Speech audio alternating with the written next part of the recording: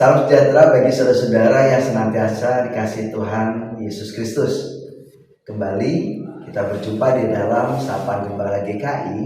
Saya Pendeta Rahmat Baskendro dari GKI Pamulang menyampaikan hal-hal yang boleh kita dapatkan sebagai suatu hal yang berharga dari firman Tuhan.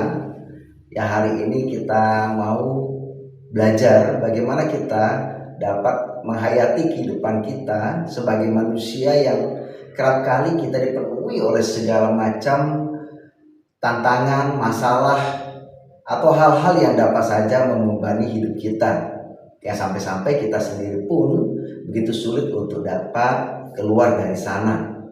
Saudara-saudara, dalam masa yang lalu kita jumpai di dalam Alkitab seorang tokoh yang dalam kehidupan keseharian bisa saja itu sama saja dengan kita, meski dia adalah orang yang begitu taat kepada Tuhan, tetapi dalam hidupnya dia juga mengalami begitu banyak penderitaan, bahkan sangat keras.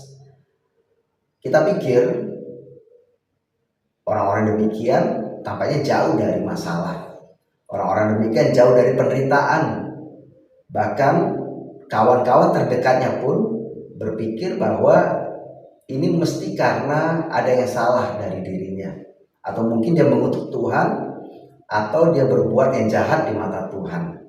Meskipun dia menyatakan bahwa oh tidak, saya orang yang dekat dengan Tuhan. Nah, persoalan dari masa lalu sampai sekarang kerap kali menjadi suatu hal yang pakem bahwa orang yang baik dalam kehidupan beragama, kehidupan yang terus dalam menjalankan ketaatan kepada Tuhan pasti jauh dari masalah ataupun penderitaan. Sebaliknya, orang yang jauh dari Tuhan, mereka yang tidak taat, mereka yang tidak beribadah, maka mereka pasti akan mengalami banyak penderitaan.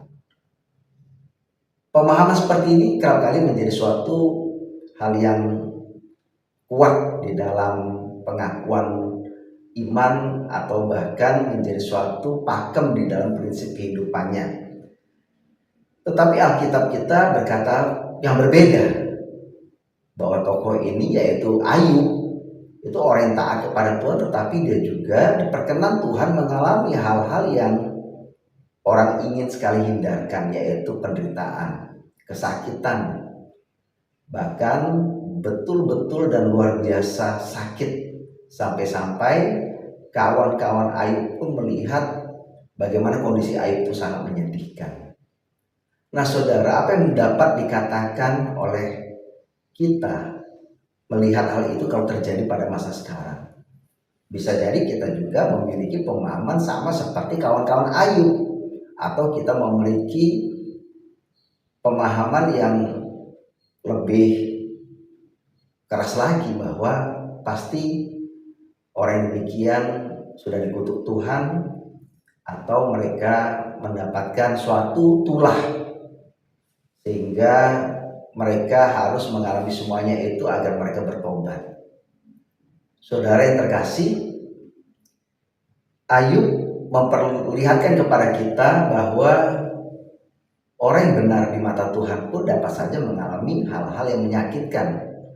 Orang yang taat kepada Tuhan dapat saja Tuhan perkenan dialami oleh mereka, agar semuanya itu mereka semakin lagi mengingat bahwa Tuhan hadir di dalam setiap kehidupan mereka. Bukan saja ketika ia taat, tetapi ketika ia juga harus mempertahankan ketaatannya, ya oleh karena itu dia harus mengalami penderitaan.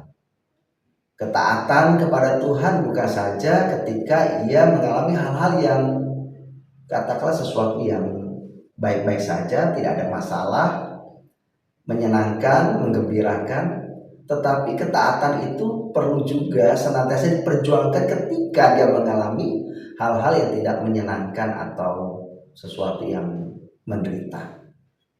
Ayub melakukan dan mengalami semua tadi. Dan hal itu membuat dia juga bukan berarti sudah selesai. dia terus belajar, dia berdialog kepada Tuhan, dan banyak sekali pertanyaan dan keluhan dari Ayub kepada Tuhan. Maka terjadilah dialog dengan Tuhan. Pikirannya, hatinya, perasaannya bisa saja dipenuhi dengan berbagai pertanyaan, bahkan juga segala keluhan. Sampai pada akhirnya dia juga pun boleh mengakui bahwa Tuhan tidak pernah meninggalkan dia. Ayub pasal 37 ayat 7, saya bacakan dari bahasa Indonesia masa kini, Lembaga Alkitab Indonesia. Dihentikannya pekerjaan manusia supaya mereka tahu bahwa ia sedang bekerja. Dihentikannya pekerjaan manusia supaya mereka tahu bahwa ia sedang bekerja. Saudara-saudara, Ayub mau meyakinkan pada dirinya sendiri dan juga orang-orang yang besertanya pada saat itu bahwa kerap kali manusia tidak dapat dan tidak mampu melihat dan mendengar Tuhan. Bahkan bagaimana mereka dapat menghayati Tuhan itu tetap dan sedang bekerja dalam hidupnya.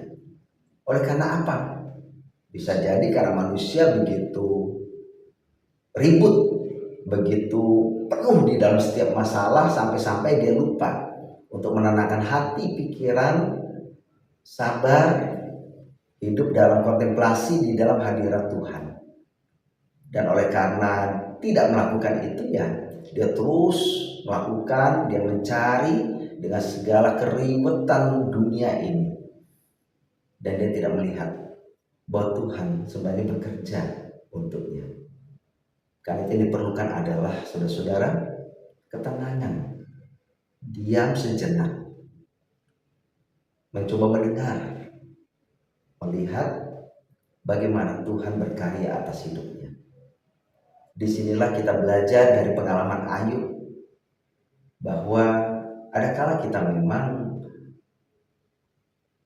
menyampaikan berbagai argumen, beberapa pernyataan-pernyataan dari segala pertanyaan kehidupan dunia yang mungkin kita ingin jawab. Tetapi adakala ketika kita juga harus mengakui tidak selamanya kita memiliki kemampuan untuk itu. Yang bisa kita lakukan adalah berserah kepada Tuhan. Seperti kita mau mengatakan, Tuhan, aku sudah berdaya, aku sudah melakukan semuanya, tetapi aku seperti tidak mampu untuk menatap dan melihat ini berakhir dan berujung kemana. Tetapi saya lelah, Tuhan. Saya mau berdiam sejenak di hadirat-Mu. Saya mau berbicara dengan Engkau. Nah, saudara-saudara, di saat itu kita dapat melihat bagaimana Tuhan bekerja atas hidup kita. Saudara yang terkasih, mari kita bersama, baik saya maupun saudara-saudara, tidak mengakui bahwa Tuhan Maha Kuasa, Tuhan Maha Besar. Tuhan tahu apa yang perlu untuk kita. Ada masalah selalu. Selama kita masih hidup, selalu saja ada konflik, persoalan, masalah. Tetapi kita tidak boleh lari dari semuanya tadi. Kita hanya perlu melakukan dengan hikmat dari Tuhan, kita bijaksana menyikapi hidup ini dan tetap mengakui kemurahan dan kemahakuasaan Tuhan. Entahkah kita menghadapi suatu tuduhan, fitnahan, ya selama kita menjadi manusia kita tak pernah lepas dari itu, bukan? Tetapi sekarang mari kita diam sejenak, kita tenangkan hati kita, bahkan pikiran kita juga kita fokuskan bagaimana Tuhan mau berkata-kata dengan kita. Karena berdoa bukan saja mengeluarkan segala kepenatan, keluhan, permohonan, bahkan ucapan terima kasih kepada Tuhan. Tetapi dalam doa diperlukan juga adalah mendengar suara Tuhan untuk kita. Mari saudara-saudara, kita akhiri sejenak renungan ini dan kita berdoa kepada Tuhan. Mari kita berdoa. Tuhan Maha Kasih, kami bersyukur karena Engkau memberikan kesempatan kepada kami mengalami banyak peristiwa. Tetapi Tuhan, kami boleh belajar dari pengalaman orang-orang beriman masa lalu bahwa kami juga harus perlu mendengar suara Tuhan dan menatap, melihat dengan jelas bahwa Tuhan sedang bekerja untuk anak-anak-Mu ini. Maka kuasailah kami semua Tuhan, agar kami tidak mudah jatuh dalam pencobaan, tetapi tetap teguh beriman kepada Tuhan dan percaya bahwa karya Tuhan atas hidup kami sangat besar manfaatnya, agar kami juga tetap bangkit dan terus berdaya melanjutkan kehidupan ini. Dalam nama Yesus Kristus, Sang Juru Selamat penebus kami serahkan doa ini. Amin. Salam sejahtera saudara-saudara, dan tetap kuat semangat di dalam kasih Kristus.